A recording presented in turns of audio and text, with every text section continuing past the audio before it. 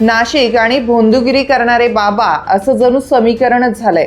वासनान ज्योतिषी अशोक खरातपासून उघड झालेली ही मालिका थांबायचं नाव घेईना। इगतपुरीत आणखीन एका भोंदूचं पितळ वनविभागानं उघड पाडलं। खरात वासनांद असला तरी इतर भोंदूंच्या तुलनेत त्याचा हात कुणी धरू शकलं नाही।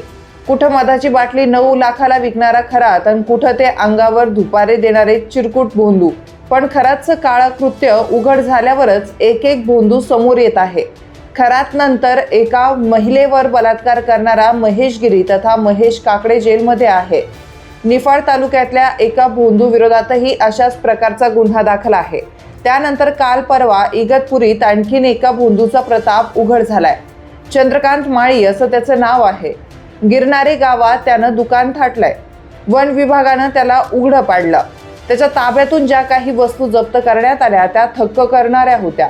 रानडुकराचे दात, सांबर तसेच काळविटाचं शिंग, घुबडाचे अवयव, सालिंदरचे काटे, मोरपीस असं सगळं मिळून आलंय। एवढंच नाही तर तलवारही मिळून आली।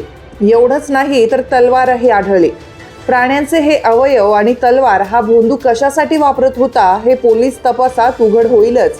पण जेव्हा त्याला सर्च वॉरंट दाखवलं तेव्हा त्यानं चक्क ते खाऊन टाकलं। पण तरीही तो सुटू शकत नाही। पोलिसांनी त्याच्या मुसक्या आवळल्याच सध्या तो जेलची हवा खात आहे। त्याच्या निमित्तानं आणखीन एका भोंदूची भर पडली आहे।